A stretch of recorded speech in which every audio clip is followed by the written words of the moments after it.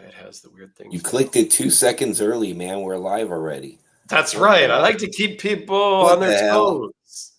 Got to keep people on their toes, right? We're either going to start right on time or a little bit early because that's what we do here. So we saw some comments earlier today, actually, which was kind of cool. I like to log in and see comments already and people sitting there waiting. So yeah, who was our first comment here? Ground fog at 9:30 last night. Oh wow. And then Marco, I think Marco is in here. And like usual, we don't start to go down the whole list and take attendance and say hi to everybody. We just kind of say hi to everybody.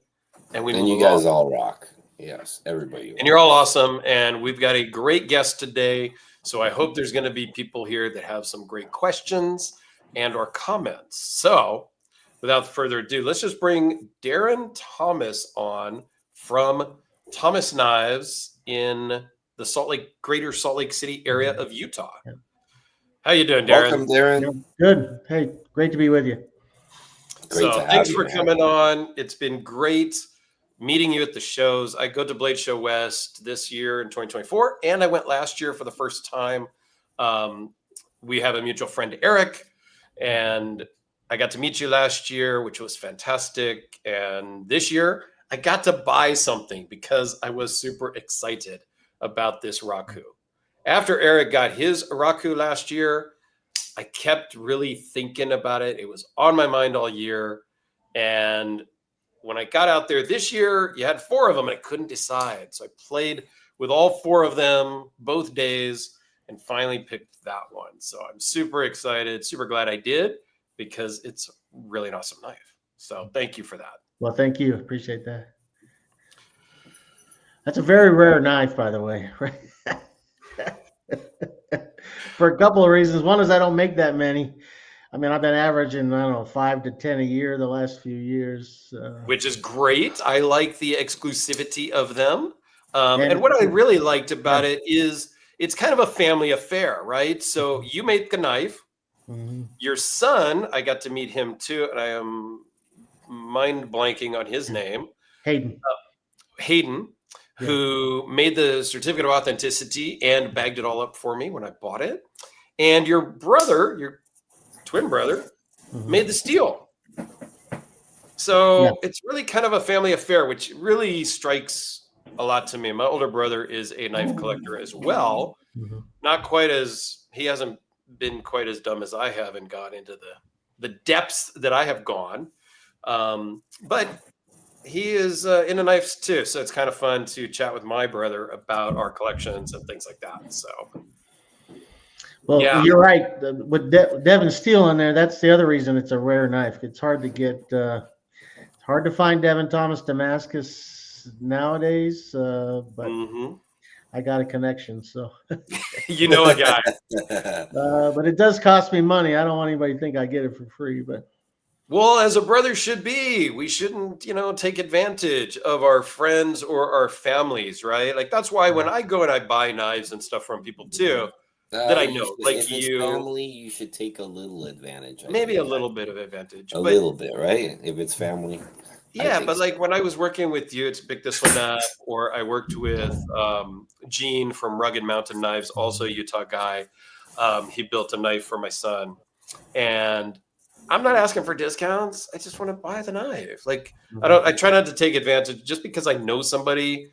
I don't necessarily want a big discount from them because that's just not fair. I just buy them. No, but family is different, man. Family is a little different. So I'm hoping you're getting a discount. In your discount will stay, man, Well, I think I do sometimes get a discount. You better.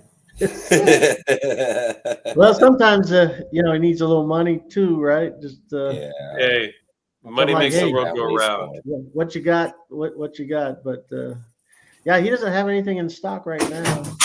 So anyway, yeah. I've been trying to buy all I can get though, right? Anytime he's got some available, I try to get it just because I know he's slowing down quite a bit, but he does beautiful work. The Damascus is great. It's hard to show on the camera here. This is the raindrop. but it doesn't really show. You kind of see it there, but so the steel is great. The carbon fiber is great. Everything about this thing is great. I did a video on it. I think you guys saw it already. So I go into all the details and stuff, and it's fun owning something from somebody that I've met and chatted with and all that. So it's always fun. So tell us a little bit about you, a little bit about your background. We don't have to go into all 12 of your brothers and sisters necessarily, but you have a big family.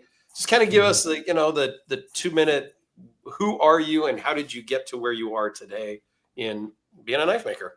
Okay. Well, let's start with the siblings, but the only thing I had to mention there's 12 kids and there's only one girl. So that is kind of a crazy stat there. I mean, and she's number 10, right? My parents had 9 boys. And then the girl's number 10. I think they were feeling lucky and had 2 more kids, right? But they struck out on those 2 also. So, 11 boys, 1 girl, full blood siblings, not a blended family or anything like that. So, yes, that's and then 1 set of twins, and that's Devin and me. So, that's the family. But where are you guys in the lineup? Are you guys more in the middle of the lineup or? No, near the top. So, Devin and I are numbers 2 and 3. Okay. And so we have 1 older brother, about a year older. So my parents had 3 kids in about a year's time. Yeah. So I would have stopped. Just saying. I know myself. I would have stopped right then. Oh, she told me when I got married, maybe we shouldn't have as many. I think but you didn't. So you had a few less. A few what? But so you had a few less children, but you still have a big family as well.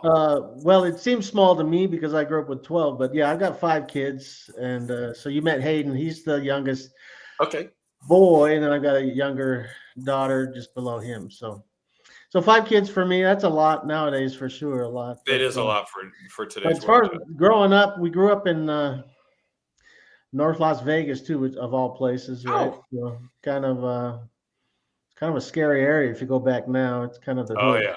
But let's see. I got to mention Arizona. My parents are from Arizona, and so the knife. I got to make this short. Let's see.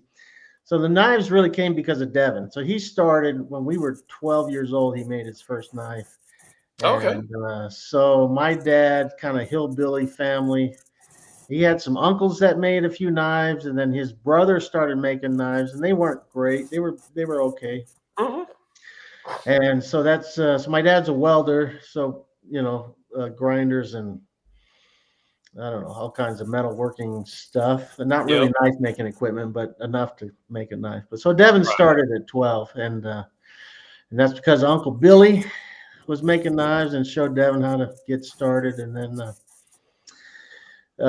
like I said, this is really Devin's story. I started about 20 years ago, but Devin had already been going for at least 20 years. So I kind of stayed out of it because it was his thing, but we're identical. So I loved knives every bit as much. So eventually, I got tired of waiting for him to make me a folder. So that's why I got started. My first knife was a slip joint. So I just always had a big interest in folding knives. So so that got me started. But if you want to go into more detail, Devin, how Devin got started, but we've been around knives for a long time. So it's almost 50 years now that we've been. A little less than that, right? Maybe 45 years. But I've seen a lot of people that you probably never even heard of, right? The old school, back when they had the guild and. So it's changed a lot, but there's a lot of terrific makers nowadays, and some of those old guys, you look back now, it was a little rough, compared to the quality today. And, but then you got other stuff. Do you guys know Buster Warinsky? Does that ring any bells? So look him up. So this is what I mean. These old guys that and look, it's okay. Buster's been dead for a little bit now, and but he was the guy who started the art knives. Anyway. Oh, okay. He sold there was a King Tut dagger. If you got some time, look up Buster Warinsky King Tut dagger, and it sold for a lot of money, and it sort of started the high dollar stuff. We got out of the $100 hunting knife and got into the $10,000, $20,000 art pieces. But anyway, I'm just saying, So I was just around Devin all those years, never making, but so I've seen a lot though in all those years, 45 years of knife making. But so eventually I called Devin one day and said, I'm sorry, go ahead. How aggressively in all these years that you've been around the knife world, how aggressive is the curve of the increase in quality and materials and build and all that? Like, would you say the curve has recently like spiked pretty high compared to, let's say, prior 2000? Well, it just keeps getting better and better, I think, right? It's the quality. I mean, are we getting to a peak, you think? Well, there's knives that I think are very close to. They're not. No knife is ever perfect, but man, there's some nice stuff out there, right? There's some guys. I mean, there's some makers that I don't know how they do it. To be honest with you, they grind those blades freehand, and they are gorgeous, right? And I don't see any flaws, right? And then they hand finish them. Mm-hmm. But we're machine assisted a lot nowadays. Even guys like Richard Rogers is kind of old school, kind of in the middle, I guess. And Rogers, he won best of show at Blade twice, like not just best folder or best whatever. He won best of show twice. So we got guys like him that have been doing it since the 90s, right? But you're right. Overall, we have more makers with higher quality. But I still see guys that, you can see it without even picking up the knife. It needs a little work, right? So, oh gosh, yes, it runs the gamut. But speaking of quality, I don't know, maybe this is a diversion, but China, when I was young, right, 80s and stuff, China was thought to be cheap quality goods, right? Japan had an upper hand there, but China today, I mean, you look at Riot and even a Best Tech or Lead Nines. Who do you guys like? I mean, the quality is phenomenal. All three of them are fantastic quality. That's funny. But then you got American makers. The Chris Reeve, manufactured knife is fantastic, I think. And I don't know. There's a lot of just, but the quality, the handmade stuff, machine assisted stuff. I think we got more choices today. I mean, part of that's TV, right? You got that. What's that show? Forged in Fire, whatever. Forged in Fire. Everybody can generating. I've been a fan since the first show, man. I've been loyal follower of Forged in Fire since day one. I it was the first time they brought that to TV where I'm like, wow, that's cool. Like the average person can finally watch somebody fold metal and I mean, of course, like the real professional world, like any other kind of hobby, behind the scenes is going to be obviously a lot more than what you see on TV, but I think they do a good job of like bringing reality to like what knife making kind of is and stuff like that. And then, I'm a former military guy, so they got the veteran guy, like as the host, and I love that stuff. I don't know. Big fan of that. And I think they did bring it a little more mainstream, and it did spark people to start thinking they could do it in their backyard. And some of them have made it. Yeah, well, some of the winners on Forged in Fire have flat out said, I started because I watched this show, and now I'm on here, and I'm a winner, which is kind of cool, And there was, I think, 2 guys at Blade Show West that were on the show before, that I met at least. I met one of the guys, and he's also a Salt Lake area guy, and I'm drawing a blank. His name is Dirk something. He made a beautiful K-bar knife that was there, that was being judged. And he had something else that was just super crazy cool. And he was on the show before. I think he said he came in second, if I remember. And then there was somebody at another table, a couple of rows over, who he knew, who said that he actually won his season. So for his episode. So I think, it brought it mainstream. It allowed people to be like, hey, I think I could do that. And they tried it. And this guy, Derek, who's also in the military, he spends his time off of the military busting out knives, making knives, and he actually has a class where he teaches you how to do it. So I'm like, That might be a new top. Well, yeah, and the other cool part is I think like even us, like when we used to look at like Cold Steel magazines of like the 90s and 80s, right? Like those catalogs and stuff.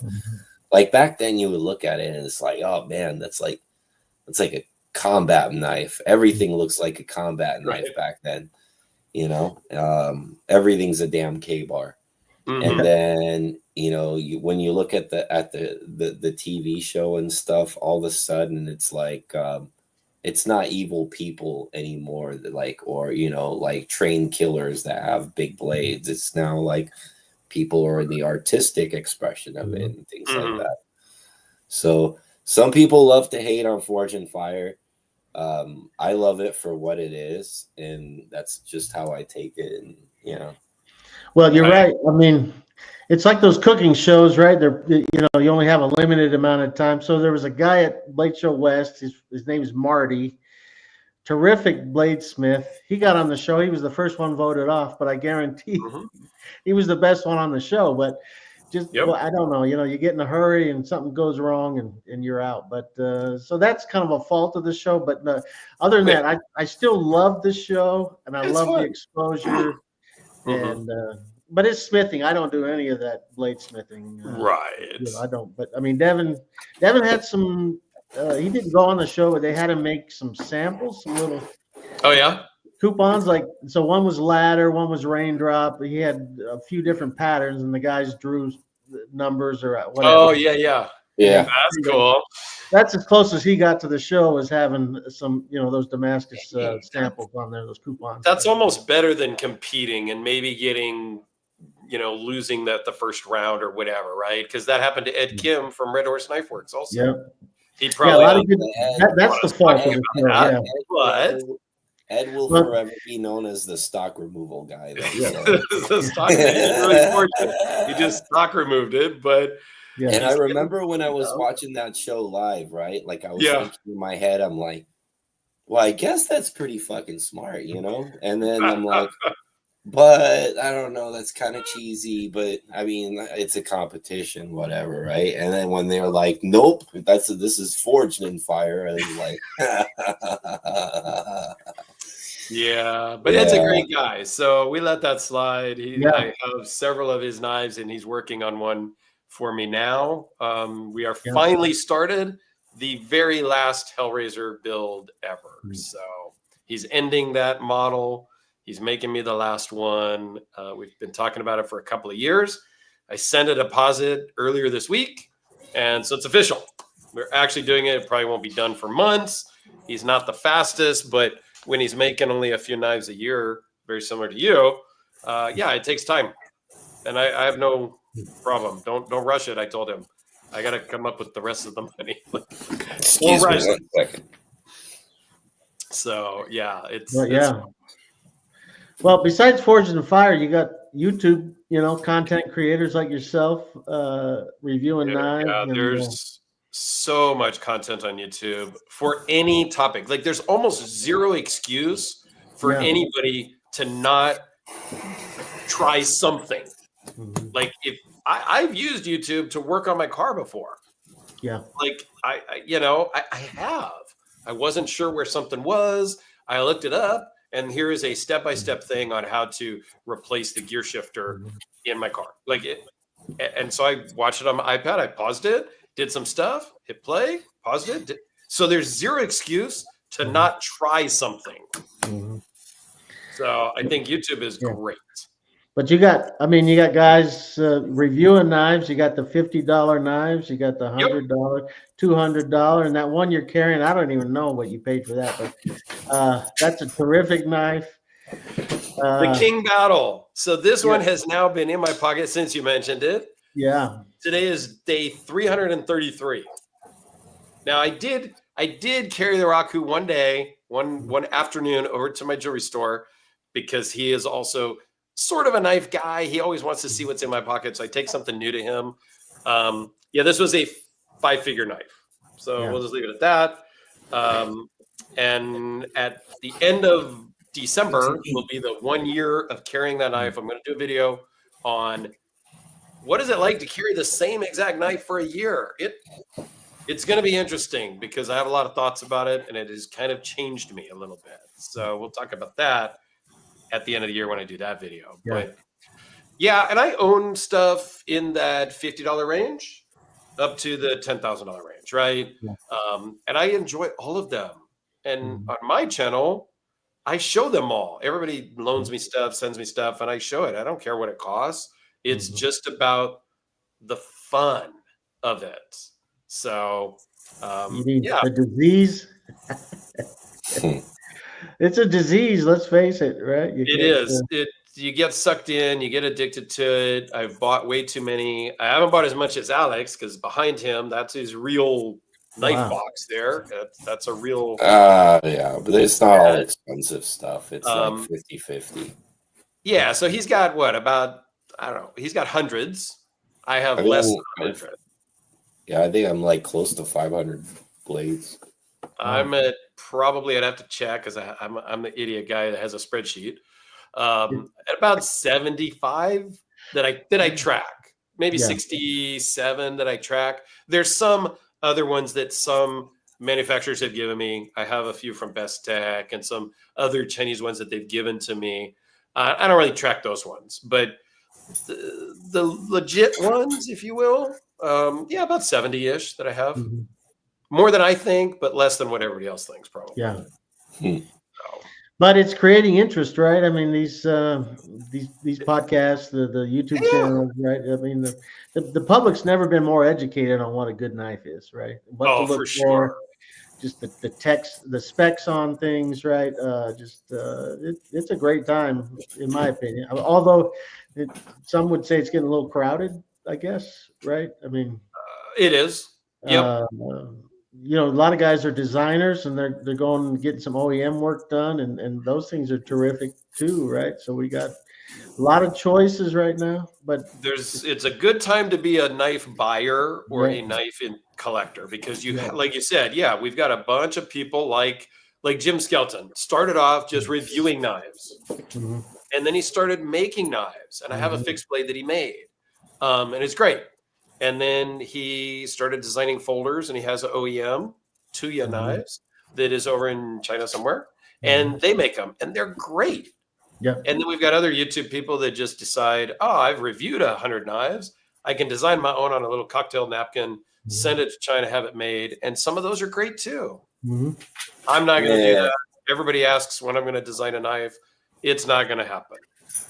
I would like to take a class and do like one of those forging classes for the weekend and make a knife at the end of the weekend. I think that would be cool and an experience to do. Okay, let me get this straight. You want to learn how to forge or just make a knife, right? Just make a knife. I don't know about the forging part, whatever. Yeah. And just make either a knife. Great, yeah. And at the end of the weekend, have something that you made just to understand all the processes. Alex and I have talked about, with another friend of ours, Chris, who's in Texas, of going and doing a weekend thing with the, guys trip, right? And do that just to say that we've done it. And it'll probably be crude and it'll be a piece of junk, but that's how we all start. So, well, what you think in your mind should be 2 or 3 hours is going to be 6 or 8 hours, right? Oh, I'm sure. Especially in the beginning. Some guys get really fast, but you'll appreciate the knives more, I think. Yes, it gives you another appreciation. And that's what's great about the way I do my channel is I get to see so many things. I can really appreciate them all for what they are. And I'm not really snobby or biased or whatever. I like all the price ranges. I just am a little more snobby because I buy what I buy, and I tend to like the more expensive stuff in general, cars and watches and knives and computers and tech and all that. Just that's a personal problem. All right, we got Max the mascot. Oh yeah, this is our mascot. If you guys are wondering why I'm getting up every few minutes, he's got one of my daughter's toys in his mouth. He's about to swallow or whatever else. Okay, great. So yeah, I'm dog sitting while but yeah, look how big he got. He's not a little puppy anymore. He's this massive thing. And he's what, like 4 months old? 6 5 months, maybe 6 months already. Yeah, he just turned 6 months old. Wow. Oh, cattle dogs. All right, so we got Rob, who's in Utah. He says, "What materials are we using on the Hellraiser? Is that top secret?" I will share. You asked. I'll share. It's going to be No, wait. Oh, no. Can I not share? Nah, only I can know. Only. All right, I guess you got to wait, Rob. I'll tell you. It's a samurai blade with a magnet cut core. Ed uses a lot of magnet cut in his kitchen cutlery, so he's very familiar with that. Black Timascus bolsters and camo, or not carbo quartz, but camo quartz. I think it's made by Camo Carbon guys, in a red and black for the scales. We have not talked about pocket clip as much. We have not talked about thumb stud versus thumb disc. But that's the basis, and partially because, one, I like red and black. Obviously, it's what I bought from you, and those are his like corporate colors as well. So since we're ending the era, ending that model line, it kind of ties into his company colors, my preferences, and all of that. And we're going to do a dark edge on the blade because I really like the dark blades. So it should be nice, man. It should come out pretty good. Now I just got to get the guy who has the very first Hellraiser ever made to sell me his, but he doesn't want to sell it. So maybe in a few years he will. I don't know. I've been talking to him for a couple of years. He might be thinking he's waiting for you to sell him the last Hellraiser ever made. Well, he didn't even know the last one was getting made. He didn't even know the last one was getting made when I first started asking him to sell me that one. He knows now. Now he does, because I did tell him that we're starting the last build and if he's ready to sell. And he said, no, but I'll keep you posted, which is fine. I'm not pressuring. It's no problem. Him and I are talking at least every so often. And maybe one day it'll happen. Maybe one day it won't. That's okay. It's actually the second one ever made. There was a prototype that Ed and his business partner somehow lost. They think it might have been picked up by the cleaning crew at their office or shop one day. So that one's lost and gone forever. But the first one that was ever sold is owned by a gentleman that I have become friends with on Facebook. And I reach out every 6 months and ask if he wants to sell. Okay, Rob also says, hello, Darrin. I enjoy being associated with you in the local Utah Knife Group. Looking forward to hanging out with you at Hayden at the next gathering. I got to say, I wish I lived in Utah because they have a great community there. Mm-hmm. When I go for Blade Show West the last couple of years, they're always so friendly, fantastic, accommodating, go to dinner with some of them. Eric lets me stay at his house. Like, it's just such a great community. I wish we had more of that here in California. So, yeah. Good luck with that. Great group of people there for sure. And actually, one of my best friends lives in Sandy, Utah. And one of his employees came to Blade Show West this year, met me there. I've known him also. He just came to check it out and whatnot. And he met Rob's son, who invited him into the local Utah chat, Facebook group, whatever it is that I'm not part of because I don't live in Utah. But they welcomed him in right away. And he's like not even really a collector. He just has a knife at work type of thing. So, yeah, super great group. And Rob's become a good friend over the years of collecting. So it's been fun. Well, we got makers, we got just enthusiasts, so we got a big wide variety, right? A big demographic. For like sure. Even some new people. Ramon Chavez, right? He's new to Utah. He just moved in. Eric says coming out. We got Jared Ogre. Ogre shows up once in a while, but anyway, yeah, it's a fun group. But I'm amazed at all the knives that show up at these gatherings. They bring those cases, and they're just full of everything. I mean, $100 knives, $10,000 knives. I mean, there's some nice Nice collections in there. You fit right in Utah, Dirk. Come on down. I would.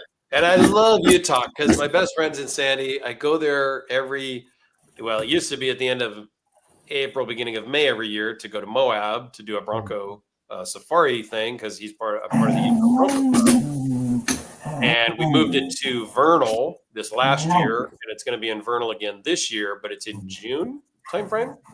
So yeah, Vernal was beautiful. Moab's great, but Vernal was beautiful. Oh, yeah. So we're going back to Vernal this year. I don't know if I'm going to make that event because my girlfriend wants to go to Greece at the end of June, and I don't know that I can be in Vernal at the middle of June and then in Greece at the end of June and take that much time off all at once. So yeah, that's a whole different question and topic. Traveling internationally, which I've never done. Yeah. So that's going to be interesting. I got to figure out the knife laws. What am I going to take? What am I not going to take? Am I going to take anything? I don't know. A little nervous about all that. There's going to be videos coming out about that topic because I'm going to need the collective group's help in understanding what I can and can't do. So, all right. So you're making 4 or 5 knives a year, maybe 6 or 7. 8, 10. Last 10. Yeah. Last year. Are you coming out with the different models, or are they all the Rakus, or what all do you have? That's a good question. Well, I've got there's a couple other models that I'm not making right now. One is more of a Warncliffe, a modified Warncliffe. Okay. It's not quite a straight edge, but it's pretty straight. I mean, a little bit of a curve to it, but I got that one, and I got to rework it. It's a little roundy. It just doesn't look that good, to be honest. So, but that's on the list of things to do. I want to rework that. It give me a little bit of a different blade shape, about the same size as the Raku, but different look. Then I got a smaller one that I've done. I don't know, a couple of dozen knives, and it's a lot different. Well, the blade shape's similar, but it's got a couple of finger grooves, which okay. It's more of a 90s style knife. Actually, it's being made by Harbor Group or Harbor something. I don't know. I don't know how much they're making, but they're making that. They bought the design from me, so that's out there. So I don't know. Mostly since it's only 10 knives a year, it's been just the Raku the last 3 or 4 years. But it's a great design. It works really great in the pocket. It's pretty thin. The button lock action, it's unlike another button lock, and I can't really put it into words. You have to really handle one to understand. Because I'm not generally a button lock fan, because it's usually kind of more of a mushy detent, maybe, if that makes sense. Where this one's not. It's just really snappy and cool. And I know you were experimenting with things because all 4 of them on the table were slightly different. Yeah. A little bit different springs, a little bit different bearings you had mentioned. And I couldn't decide. I really wanted the one that won the coolest knife of the show one, but that one, the action just wasn't for me. This one was the one that spoke to me, and or the one that Blake bought. But Blake told me he wanted that one with, I think it had my Carta scales. And so Blake bought that one a week later, I think is when it was. And so that's super cool. And yeah, I love it. And then we did talk about, which you have now come out with a different clip, right? So I kind of nitpicked a little bit, and I talked to him about it at the show, right? You can see the ends of the screw. And I said, it'd be way cooler if they were blind holes. And Darrin says, yeah, that's more work. You got to do this, you got to do that. And I get it. Drilling a hole all the way through and just tapping it is easier than drilling halfway through and tap. Like, I get it. However, I was pleasantly surprised. Let me make this bigger even, because I make it bigger. Like, when we got on, before we went live, he pulls this clip out and says, hey, I fixed that problem. It's black. Hey, sorry. I don't know how to use this camera, but hidden holes, and I've blackened this one, which, anyway. Yes. Dirk's going to love that. I did talk about, hey, this, the black blade, the black hardware. If it was a black pocket clip, that would be super cool. And so we had a chat there at the show. I try to be honest with people to their face and on my videos and stuff so that there's no surprises. But yeah, I was super surprised when he pulled that out at the very beginning before we went live, that he's kind of retooled, because you got to it's not an easy change. To make any changes, I'm sure it sounds super cool or sounds super easy, but you change one thing, you got to change 5 other things to do that. Much like with cars, Alex, and I've built race cars for off-roading and things like that. Yeah, you change one thing, you got to change 3 others to make that one thing work. So yeah, I think it's cool. I'm excited about the black clips and the blind holes. I think that's gonna be something very cool that people like. That's gonna look nice with the camo carbon too. Yeah, camo carbon's terrific material. Yeah, and there's a lot of grays and blacks in that, so yeah, it's gonna look great with that. And then I use a lot of fat carbon. Yep. Same thing, very similar material. A lot of blacks and grays. So yeah, it's gonna. So I'll probably start doing some grays, right? Just matte finish gray, and then actually blacken it for some, depending on the colors, right? So yeah. And so that I'm gonna get probably go more that direction, but. No, I appreciate the feedback. It's always good. And I'm personally not offended, right? I know I'm always thinking, how are we going to change these things, right? But, good, because my intention is never to offend people on videos. I've had some junk in before, and I've had to kind of say some stuff, and I won't name the names, but somebody, it had lock fail right off the bat, right? Like it was brand new that somebody bought from the maker, had the maker send it to me, and it had lock fail. It was a frame lock. The maker actually told the owner of the knife, because I told the owner, and the maker told the owner, oh, you got to open it 200 or 300 times and then it'll start locking up. And I'm like, what? So just to prove a point, I did. I opened and closed it, and I kept little tick marks here at my desk. I work from home. I can open and close a knife 1,000 times a day if I want. And I did it like 400 times. And I'm like, dude, it's the same. So then I sent it back to the maker, and then the maker did whatever he did and sent it to the owner. And I don't really remember the outcome of that. But yeah, I got to be honest about stuff. And I never want to offend people or anything, because that's not fair. But it's always... I think I want somebody in my job, if I'm doing something that I could, if they see something I could do better, I would appreciate them telling me that, hey, you're always doing this thing. If you did it this other way, it might be faster or easier.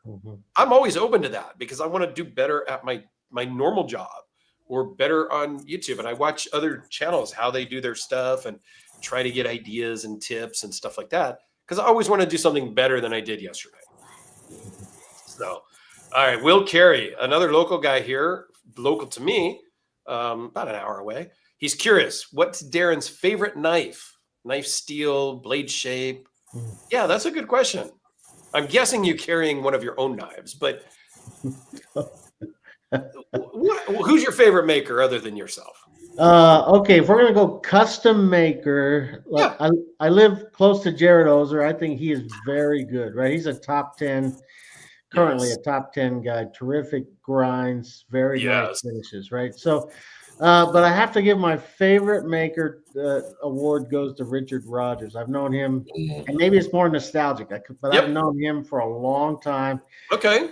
And in the beginning, he made a lot of slip joints, and I haven't seen much in the way of slip joints lately. But Richard, I think, did I mention this already? He won Best of Show twice in Atlanta, right? And that. So he makes art pieces. He makes very usable knives. His grinds are terrific. It's very clean maker. He's the real deal, and I don't know how many. I don't know. I mean, it seems like he's pretty popular.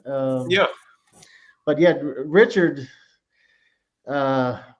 man, he's a super nice guy, right? He dresses up like an accountant, which I think he has an accounting degree.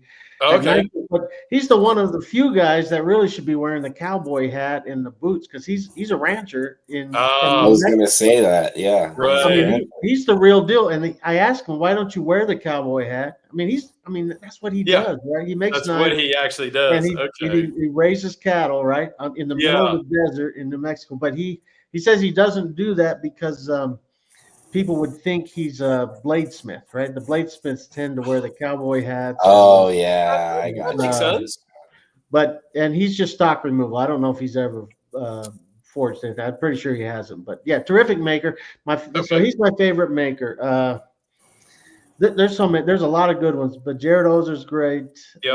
Who else? And then what about Blade Steel? Okay, so probably all right. partial to Devin or Laren, I'm gonna guess. Well, okay, I use a lot of Damascus, and it's always Devin's Damascus. Okay. I mean, I did use some of my brother Robbie's Damascus. They were working together, right? Robbie and Devin were working together. Okay. And this gets to be a long story, but they were working together. Eventually, they split, and Vegas Forge was Rob Thomas Damascus. So. Yep. Rob split. They were working Rob Thomas Damascus, and then he basically gave it all up. He just gave it to the Harbor. So Jesse Harbor's the one that runs Vegas Forge. His dad is Paul Harbor, and those are the guys that make that other model I mentioned earlier. So the Harbor okay, brand or something. Anyway, that's that family. But that so I've used Robbie. I call him Robbie's Damascus, and then but it's mostly been Devin over the years. It hasn't been until recently that I started making just some plain bladed stuff, but and that's mostly Magna Cut, just because that's Laren steel. Right now, for those of you that don't know, Laren, I'm sure everybody knows who Laren Thomas is. He created and invented Magna Cut. He is and even bigger the Knife Steel Nerd page. And the Knife Steel Nerd page. That's where he really nerd out.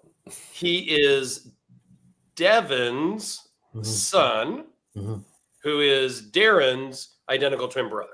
So Darrin is Laren's uncle. Just so we're all on the same page now, right? It's a big knife family. Yeah, so here's something weird. Since Devin and I are identical, Devin's children show up on my genetic testing. Ancestry.com or 21andMe and all that stuff. Yeah, but you have to think about this for a minute. But since we're genetically the same, so Laren and my kids are like half brothers and sisters, right? Right. So kind of crazy, right? But Laren, nephew Laren. So I use Magna Cut mostly because it's a family thing, but I got a pile of all kinds of steels, right there. Look, even Laren is not going to try to sell you Magna Cut. He'll ask you what you're cutting and what you need. But there's some terrific steels out there. I do like crew wear a lot. It's tougher than Magna Cut, but I live in the desert, so stain and rust is not an issue for me. So I really like crew wear. But there's some higher end, believe it or not, I like S90V. I don't know why. That one sharpens for me easier than some others, even though it's a very, very high wear resistant steel. So I don't know. I mean, I love AEBL. I think that is a wonderful steel. For budget, but the toughness on that is out of sight. I mean, it dwarfs Magna Cut on the toughness. I won't say dwarf, but it's good. M4. M4, I see that little comment there. I love M4, right? That's a great steel, and I love how that sharpens for me. So yeah, M4, S390,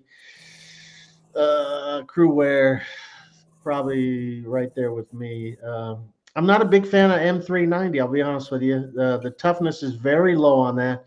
On a folder, it doesn't matter so much, but you run into a staple or something, it's likely to chip or something. It's a good steel.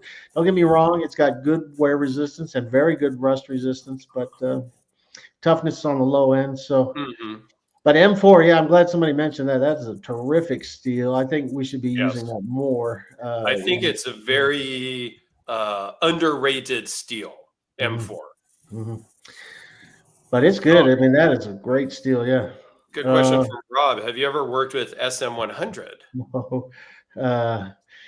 Some of those odd alloys, no, I haven't done any work on those, but I actually want at some point to have a knife out of SM100 just because it looks great when it's heat treated and all this stuff. And I owe Robert Carter a knife build. He owes me a build. Like he kind of bet me that he would fix a knife, and if he fixes it, then I have to buy a knife from him. okay. So he hasn't fixed it yet. So I haven't lost the bet yet. But I was thinking of, if I do have him build something, maybe have him do SM100 because he's done a lot of that before. Yeah, he's pretty good at it. I'll tell you this, I like variety. I mean, Mm-hmm. I recently got is it Vanax, I think, the European steel? That's a very interesting steel to me. So I recently got a Rosie. They call them Rosies, right? Oz. Oh, yeah. Oz Manufacturing, yes. Okay, and I apologize to Oz, but I mean, when I first saw that, it was the ugliest knife I ever saw. But I handled one. I thought it was terrific, and I got a chance to get one, so I grabbed it, right? And it had the Vanax in it. So yeah, I collect. I like to personally buy, and I do buy knives different, right? Something different about it, right? In this case, the Vanax. The Oz knife is a different knife, right? It's not the styling is a little different, but it's a good carry for me. I like that smaller size, thin. Yeah. And they made an XL version. XL's nice. The XL version, I think, fits my hand better and is nicer, but it's not really. It's not my thing. Yeah, and that's okay. As far as what I collect, mostly I like different locks. Anything that's different on a lock, right? So I've got, is it Riot made that gravity knife, the XO? The XO, yep. The gravity knives aren't new, but but I didn't own a gravity. I'm sorry. Yeah. The way they made it is kind of different.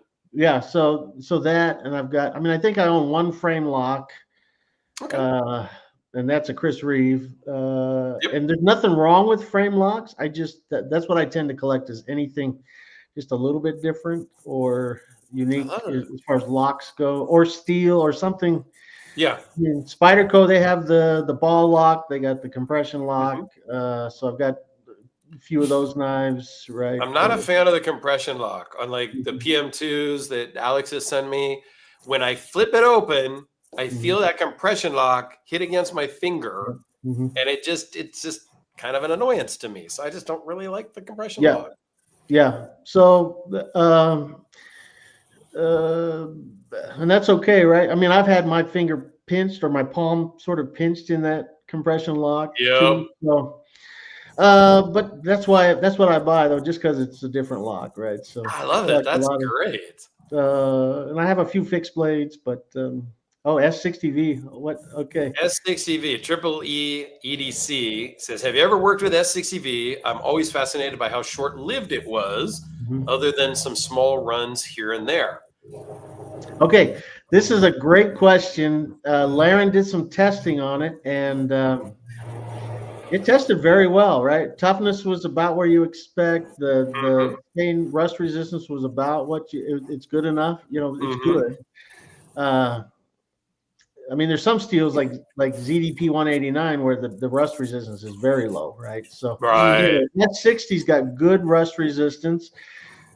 Toughness is pretty good, and it cuts better than M390. So for me, if you're looking for an American-made S60V is an M390 replacement. Now, I'm not trying to dog on M390 all night. M390 is a terrific steel. But I think the American, the availability of S60, and I have a sheet of it. I just haven't personally used it yet. But it's going to finish the type of carbides that are in there. It's going to finish similar to M390. So gotcha. Okay. I've got some, and on paper, I think it's going to be it's a good choice. But you want to talk new steel now, or you want to wait for later? So we're all hearing rumors about a new steel coming out, and I think you actually posted CPM prototype steel, and you probably can't tell us much, but what can you tell us? Well, do you know that? Do they know when it's going to be released? Yeah, so I think they're targeting May or June next year. Okay. So it's been. So here's what's happened. Crucible made had a big melt.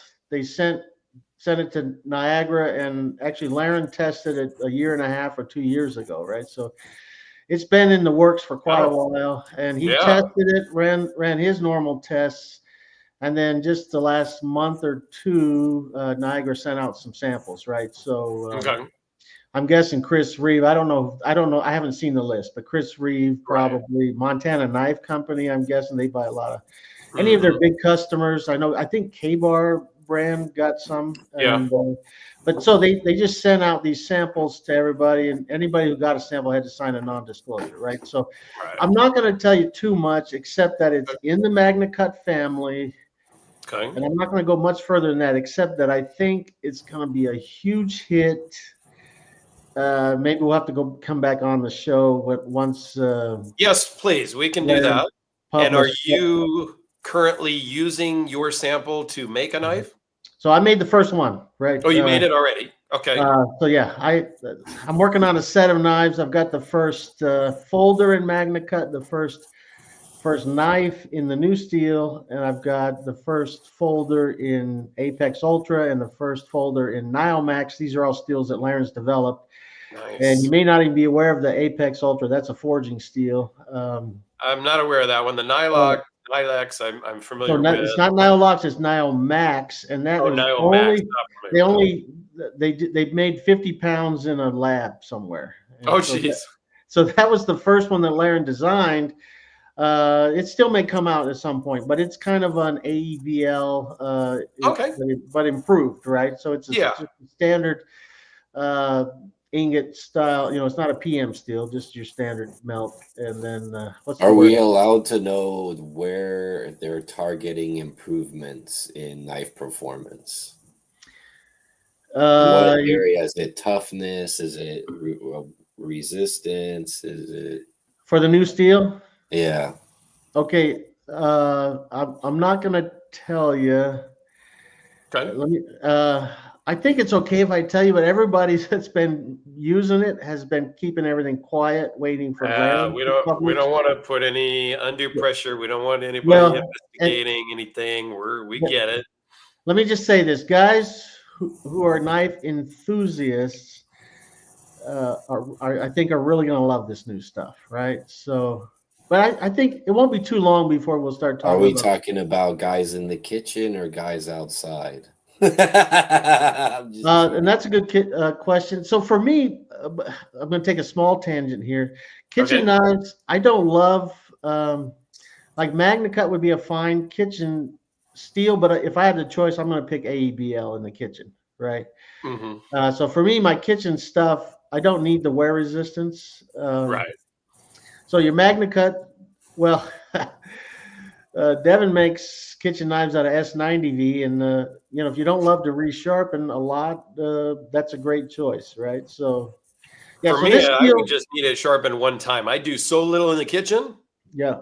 I never need to sharpen it. I use it like 5 times a year, maybe. I don't do kitchen stuff. So for me, that's perfect. Yeah. So the new stuff. How can I? Would I rather be wearing like camouflage gear, or should I be wearing a chef's hat? Well, I would probably go to the camo, but it's going to make a wonderful steel in a folder, right? It'll make other knives too, but Will Carey wants to commission one from you with the new steel already. I got a sample sheet. And I'm gonna, it's right there. I'm gonna start making some. So yeah, we'll be making some knives. I'm scheduled to go to Texas show, and I should have hopefully a bunch at that show. So I'll split it between Damascus and the new steel for the Texas knife show. So that's what I'll be working on the next 4 or 5 months. So awesome. So Will, hit him up on Instagram, Thomas Knives, and you guys start working something out. Yeah. He's super responsive there. Obviously, he's not going to respond in 5 minutes sometimes, but yeah, Instagram is probably the easiest way to get a hold of him, I think, at this point. So there you go. Well, you're gonna love the new steel, though. I mean, I think everybody's gonna love it, right? So I think so. And then there was another comment up here. Oh, Nick, New Zealand Nick from. I guess we don't call New Zealand down under. That's just Australia, but they're right next door. So whatever they call New Zealand. What about D2? Okay. What do people think about D2? All right. So D2 is not stainless, but has some stain resistance. Okay. I own some D2. I like it just fine. It's got good wear resistance. Not very tough. But right now, I mean, okay, back when Devin started making knives, D2 was like a high-end steel, right? Right. But today it's a budget steel. Yep. It's a very good steel, right? So if you need more wear resistance than AEBL, I would go with D2, sure, all day. And especially at the price point, right? You get a $50, I don't know, what's the Rat? I don't own a Rat or something. I've heard of those. But I don't know. There's a lot of knives in D2, and it's good. It's talking about these, man. Oh, Ontario. yeah, look at that. This is an awesome one, but I have a D2 one too as well. Yeah, so it's I wouldn't use it as a scalpel to do surgery. It's got large carbides, but right. It's a good steel though. It's very, very good. And for me, it's one of the easier knives to sharpen on ceramic sticks. Some knives are harder to sharpen. You got to use diamond and stuff, but D2 is good. I mean, I recommend it, especially at the price point. So in your pocket, D2 is a good choice. AEBL is a great choice. 14C, 28N is a similar steel. Anyway, there's a lot in that range. It all depends. If you live in Hawaii, you don't want D2. It's going to rust on you, right? But a lot of the steels really are what is the application that you're using or carrying or living. So I think you can't really make a blanket statement that this steel is the right steel for everybody because it's not. Whatever the steel is, it may not be the right thing for Hawaii versus Phoenix, Arizona, right? I mean, what's good here may not be good there. So, and there, again, I'm not a steel snob. I don't do any sharpenings. I can't comment on any of that. If they didn't put the steel on the blade, I still say the average knife enthusiast isn't going to know the difference. Yeah. Well, heat treat, geometry are almost more important than the steel, right? You get Magna Cut that's really thick behind the edge. It's going to cut like crap. I mean, it is. So it's all about geometry, heat treat, and so the good steels, you get the best performance if it's done right. So any steel, even D2, got to be done right. Everything, so Oh, that's the budget stuff that's crap, but anyway. But some steels are a little more forgiving in the heat treating process than others. I think that's what like the ciphers like Benchmade years ago and a bunch of other people using D2 is because it's got like a more of a wide range where can't screw it up quite as easily as some of those other steels, right? Well, don't want to get too technical here, but a D2 is an air hardening steel, so there's more time between heat and quench compared to something like a 1095, which you got to be very fast, right? You go from the heat to the oil, it's got to be a very, very fast process. So so a lot of the air hardening steels are more forgiving, and let's see, we got some. So we got a question here again from Triple E saying, "What do you think of Chinese mass-treated D2 versus 8 CR13 MOV? Is the D2 a mirage? Is it like?" I guess that's a pretty decent question. But I'm not. I can't really answer this very well. I don't know a lot about it. And I think Chinese D2, we used to make jokes about it being a bunch of old bicycles and shit melted down into a car. It's not quite. So I'm not sure it's real D2, it's not like CPM D2. It's just nomenclature D2. Yeah. Well, and we've seen a couple of examples of things coming out of China that are mislabeled intentionally or unintentionally, but I think for the most part, I mean, a lot of the Chinese stuff now is very high quality, right? And even the steel is decent, right? That 8 CR, whatever that thing is. Yep. It's going to be a decent steel, right? It's not horrible, right? No, it's great for what the average person does. And again, I think it really goes back to what are you going to use it for? Is it just like one of your $100 type of production knives. This one happens to be from Beg Knives. And this one, is it T2 or is it 8? I don't remember. I think this is, 8 CRV, whatever. Yeah. But for opening Amazon boxes, for carrying it around and doing like normal daily EDC in the office types of things, it's perfect. And it's like $100, $90 or whatever it was. Mm-hmm. So we got to not get hung up too much on the actual blade steel. If you pick the right tool for the right job. Yeah.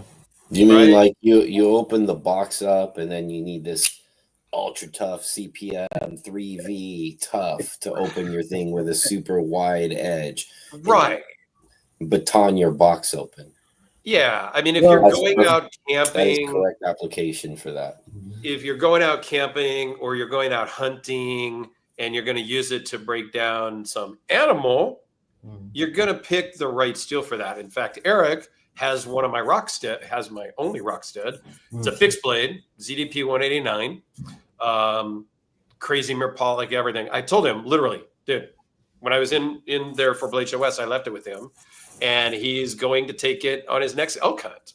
And if he gets an animal, he's going to use it to do whatever you do. I'm not a hunter, but he's going to do whatever you do out in the field with that Rockstead fixed blade. I said, dude, just use it. If it gets scratched, it gets scratched. I'm not even, don't even worry about it. Pretend it's yours. Don't even worry about it. Just use it. That one, boy, that's a very nice knife. Those guys polished that thing. Now that thing cuts great, and I'll tell you why. It's the shape. Talking about geometry on a blade. Yes. So that's a convex grind. So that's your best grind when you want something tough and cuts great. It's hard to describe how sharp it is. Now, a lot of times, with a lot of knives, I have no problem, touching the blade, right? To see if it kind of sticks on my finger to tell if it's sharp or not. I haven't touched the blade on that Rockstead. It's too sharp. I don't want to touch it. I was cutting paper and it's almost like negative effort. It's so hard to explain. It's just, it goes through the paper like, nothing. It's crazy. So I told Eric, just use it. Like, I'm not a camper guy. I don't know why I spent so much money on buying that from my other friend, but he loaned it to me to film for a video. I fell in love with it. I had to work out a deal with him and I bought it. And yeah, I want to see how it does with this elk that Eric's going to get. And I'm excited to see what it is. How does it work? And if it gets a little scratched, it gets a little scratched. Who cares? That's a great knife, though. I've talked to those guys. I've seen the knives. They're terrific. Right? What is your favorite core steel for Damascus? So we're talking about so the core in the center, like a Sanmai, but with Damascus cladding. Yeah. So let's talk about this for a second. So usually if there's a core in what's the Damascus? So is it stainless Damascus or carbon? If it's carbon, it's just for looking pretty. But if you get something that'll rust and you put that in the core of a stainless Damascus cladding, right? So that's good. So generally for me, that's what I think about, like a crew wear in the middle of some stainless Damascus cladding, right? That's a great combination because that would be a great combo. So you get to stay, you're cutting down the surface area of what's going to rust, right? You just have that little bit on the edge. So crew wear is a great one. I mean, you could go with 10V if you want something very high performance. 10V will rust. You put the cladding on there, right? So I'll be honest with you and your audience. I love the Crucible steels, right? We got a lot of good choices. 10V is a terrific steel. S90V is a terrific steel. I mean, what do you have from Europe? You got the M390s, right, which is good. LMAX is another good steel, but those are very similar. Yeah, the Swedish steels. Yep. The Swedish? Yeah, the Swedish stuff, yeah. So AEBL, 12C27, 13C26, 14C, those are very similar. And those are great steels. Those are more, I don't want to call them budget steels. They're just standard ingot. They're not PM steels, but they got great toughness. They cut well. They're not super steels, but I love those steels, right? Yeah, for sure. So, but as far as core goes, for me, it's about practicality, right? If you're going to put a core in there, usually it's non-stainless, high performance, and then put the nice, the decorative Damascus on the cladding. So there's a lot of good choices. All depends on what you're cutting, right? 10V is going to be less tough than the crew wear, right? Yeah. 3V, I suppose, could be a choice if you're looking for toughness, right? Anyway, didn't Darrin once write 10V was his favorite steel other than Magna Cut? Don't know. You might have to buy his book. He has a book. Well, I did buy the book. Triple E, it's on Amazon. I looked it up because I'm probably going to buy one just because I know these people. So I want to buy the book. I actually have one knife in 10V, and I've had it for a long time. It's a knife, actually, a custom knife maker in Ukraine made for me. Oh. I remember that Kalashnikov knives that I sent you for review. Oh yeah, back. Which one was that one? It was like a front flipper. Yeah. That thing, same thing. That thing, like when you barely run the edge around your finger, you can almost feel it catch. It's that stuff's good, and that knife I've had for years. I've never had. Was it this guy Roman Danichenko? Yes, it was Roman, actually. That's right. And Triple E also wants to know, what do we think of an S grind? I'm not sure I'm familiar with the S grind. Oh, okay. So S grinds are terrific in the kitchen, right? So imagine, can I get my hands up here? The edge comes down, right? Mm-hmm. But then it comes back in. Oh, okay. If you were to cut that knife or break it, right? Just look at the. Yeah, you look at the cross section and it kind of looks like an S there. So it goes in, it comes back out, right? So that's the S grind. So in the kitchen, you're slicing a potato. It's going to put. It's not going to stick to the side of the. It's not going to bind up. It's going to kind of fall off and push it. Mm-hmm. Push so the that's a tough grind. You're making a kitchen knife. That's a tough one, right? If you find a nice custom in that, it might cost you a few extra dollars, but that's a really great grind, especially if you're doing a convex at the bottom, right? Okay. Like the Rockstead, do the S grind with the convex. That thing is going to cut forever. So that's going to, S grind is terrific. 10V. We never answered that question about. It might be his favorite. Oh, that's nice. the 10V one right there, the Kalashnikov knife. Okay, yeah, I remember that one now. 10V. So what do you got? Some stainless cladding on there, it looks like to me. Pretty much, yep. He did acid etch, and he's got a 10V core. I forgot what the other outside stuff was. But man, I've had this knife for years, and he did a good job, and that steel does perform really well, I will say. Good one. Sharp as shit.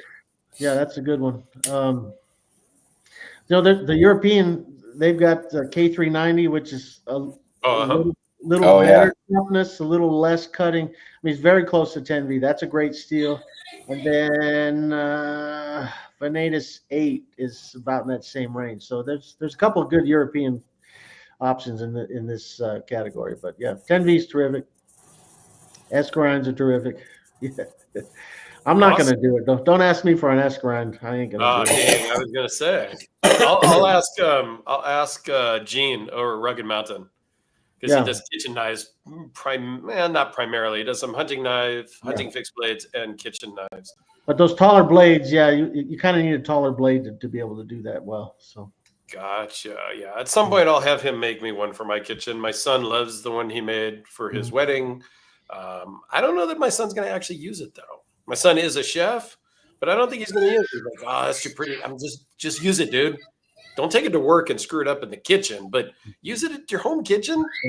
Yeah. So he got one of those magnet block things and put it on the wall with this other kind of not fancy knives, but he was buying decent Japanese knives and stuff when he was a chef. But actually what they do now at his restaurant, he just rents the knives.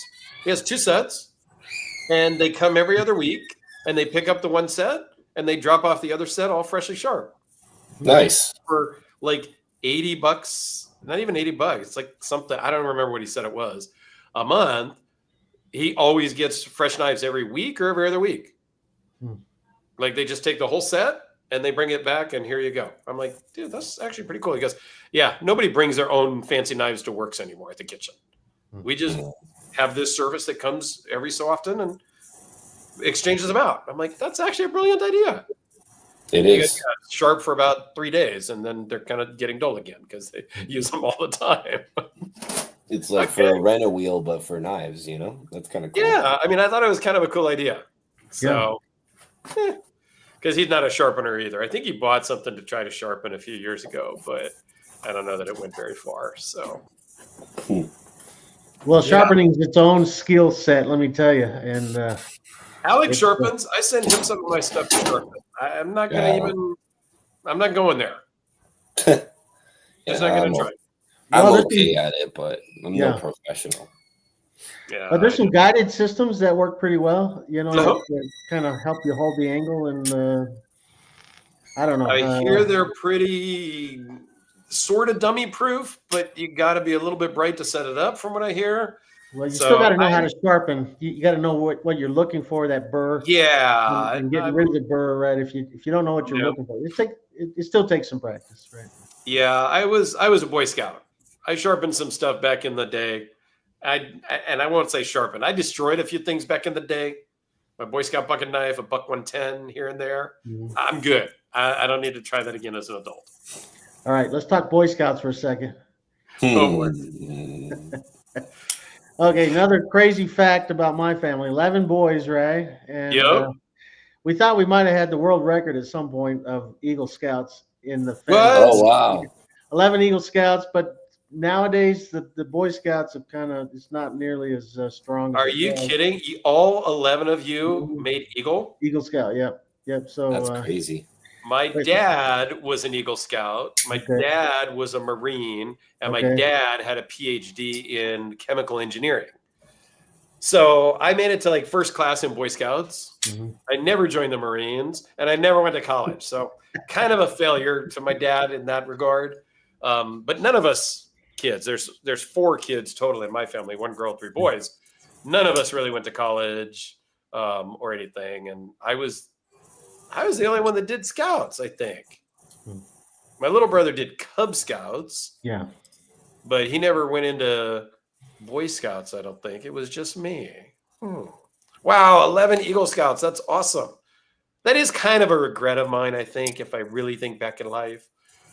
I was close. I mean, I wasn't super close, but I was getting there, and I should have just stuck it out, not been a young, dumb, immature kid and quit, and made it all the way and got my Eagle. Because that is a thing that you can literally, you still mean something today that you got that.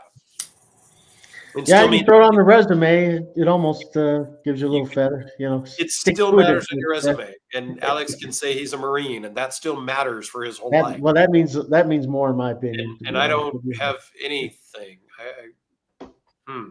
We all have our badges of honor, gents. Yep. Everybody's got their badges of honor of things they've accomplished, So, that's the way I look at it. I'll be up all night trying to figure out what mine is.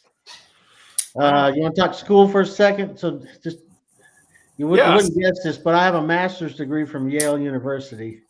Wow. So, and it's even worse when you find out what the degree was in communications, public relations, journalism, music. Oh wow! So, do you play instruments? Yeah, I play trumpet. That's my main instrument, and okay. I still play a little, but I do computers during the day, and so I've worked as an electrician. I got the music degree, computer programmer, and knives on the side. So nothing connects, right? I mean, hey, how did that happen, right? Anyway, we don't have to talk too much about this. It's just interesting, worthless fact about myself. But I still play. Great, though. Still play. I always like to see the different hats that people wore. Because it does say something about your personality and like kind of where you come from and your background and stuff. Mm-hmm. So I think that's kind of neat. My grandfather, my mother's father, went to Yale, played on a football team. Wow. Was in the secret Skull and Bones society group, club, whatever. And then joined the Army Air Corps, because back then the Army and the Air Force was one thing, and then they split, and they asked him, do you want to be in the Army or do you want to be in the Air Force? And he went Air Force and was a colonel. And then his son, my uncle, was also a colonel, also kind of joined the Air Force and became a colonel and was last stationed at the Air Force Academy as a recruiter, again, many years ago, because he's actually, I think he passed away already, my uncle. But yeah, so there's a lot of military in my family. Again, I took the easy way out and just didn't go, but whatever. Well, Alex, appreciate what you did. Serving. Oh, well, thanks. Must be, I don't know. I was always overweight, so I don't even think. Well, I'll tell you this. Don't worry, man. They fixed that problem real quick when you get there. Oh, I bet, yeah. There's a few. As a matter of fact, when I signed up on the buddy system with a high school friend. Okay. I literally didn't plan on joining the Marine Corps. I also come from a military lineage, but I was born in France, and so my dad was a legionnaire. He was a French Foreign Legion guy. And so just my friend one day, he's like, I'm on my way to go sign a contract with the Marines. You want to come with me? I said, sure, So we went together, and I just decided to sign one too. What the hell, right? Oh, so we signed on the buddy system. Yeah. It turned out he was too big to didn't go through the first class. So they put him in what we called pork chop platoon back then. And then you basically work out for 3 or 4 extra weeks. Yeah. And they hold you back just a little longer so you can trim up.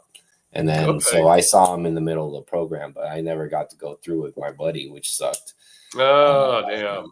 But yeah, they fixed that real quick. There was a big, kind of a little bit overweight dude that was just at the very end of the pack. Mm-hmm. By the time the 3 months was over for boot camp, he was just he was just muscle, man. It was pretty interesting. Hey, I did JROTC in high school for the Marine Corps. So I did my 2 years of in-school ROTC. So there you go. Yeah. It's like the same thing, Yeah. I don't buy that. No, it's not even the same. So, and then once I got in, I was field artillery. So I shot 16,000-pound cannons with a crew of 8 other Marines. Damn. It's fun. I can say I shot the biggest gun in the planet, Yeah. Yeah, it was 198 M1908. It was how many millimeters was that? Was that 105 millimeters? No, it's bigger than the 105. Oh, it's actually one large step up from the 105. That's the early artillery pieces. Oh, okay. But yeah, it was fun, man. Yeah, good times. Miss it. And then you always, you're getting your ass kicked while you're doing it, but after you leave, you miss it. Yeah, I get that. Well, very cool. Gents, I think we download a lot of information to people. Hopefully Will reaches out and gets a knife from you. That would be super cool. Yeah. And we will definitely have you back once the new steel is released, at least at that point, if not before. Yeah, then we can get more information out of you. You have a vast knowledge of information to share. And so we'd love to have you back on. Yeah, this is one of those interviews. I don't feel like we had spent enough time yet. I think we only got halfway there. So we definitely would love to have you back. We'll have to have a part 2. Yeah. Awesome. Well, we'll talk as nerdy as you want about steels, but maybe I love it. So, yeah. Anyway, yeah, it's been a pleasure. It's been a lot of fun. It's my first one here. Awesome. Well, you're not the first person to say it's their first time. So we love that. We're just a small little group of guys here, so we appreciate that. So, all right. Well, you hang on. Don't leave yet. And everybody else, we will say goodbye to you. Thank you for spending a little time with us on a Sunday night. We'll be back in probably 2 weeks. The holidays are coming, so schedule's going to be a little bit off here and there. But yeah, stay tuned for another episode with some other great guests. Yep. And we'll be back for more fun. Actually, you know, maybe the next one we'll do just me and you, Dirk. We haven't done a me and you in a while. We can do that. Yeah. I don't know. Talk about our plans for 2025. Yes. We'll kind of recap what we've done in 2024 and what our plans are for 2025. That might be the next one in a week. Yeah. We'll coordinate that, and we will keep you guys posted. Be sure that you are following Darrin on Instagram. The description, the link is in the description of this video. And make sure you're following Alex, and make sure you're subscribed to me because I hit 10,000 subscribers. There is going to be a crazy good giveaway. Let me just tell you, I have a Magnica chef knife from Serene, which is Ed Kim, Red Horse Knife Works. He sent one in, and Todd Fisher Sr. is working on something for me to give away. So, yeah, and I'm going to be entering that giveaway too, guys. Don't think because me and Dirk are friends, I'm not going to try to push you all out of the way and get it. Yeah, that one's a good one. Trust me, you want to enter that one. It's coming soon. And yeah, that's all I can say about that one. Yeah, and then some other things too. I'm still working out some details on a few other things to give away. So it'll be fun. But you got to be subscribed. You got to kind of hang out every so often, watch some videos, comment, all that good stuff. All right. Everybody have a great short week. We got Thanksgiving coming up. I'm only working Monday and Tuesday. I don't know about Alex, probably Monday, Tuesday, and Wednesday. Monday, Wednesday, Friday. You're not working on Tuesday? No, my daughter is off all week. So, and okay. For purposes of, but then one guy's taking Wednesday off. And then, yeah, and Monday's like go time. So I'm going to be there tomorrow. So, yeah. All right. I just have one of those weird work weeks. I'm only working Monday and Tuesday, but because there's only 2 people that do what I do for our company around the world, we are always on call, and I'm pretty sure something will come up on Wednesday and potentially on Friday that we'll have to address, but hopefully I can do it over my phone and not have to bust out my laptop. We'll see. All right, everybody else, have a great Thanksgiving. Thanks for hanging out with us for a little bit, and we will see you on the next one. Bye, everyone.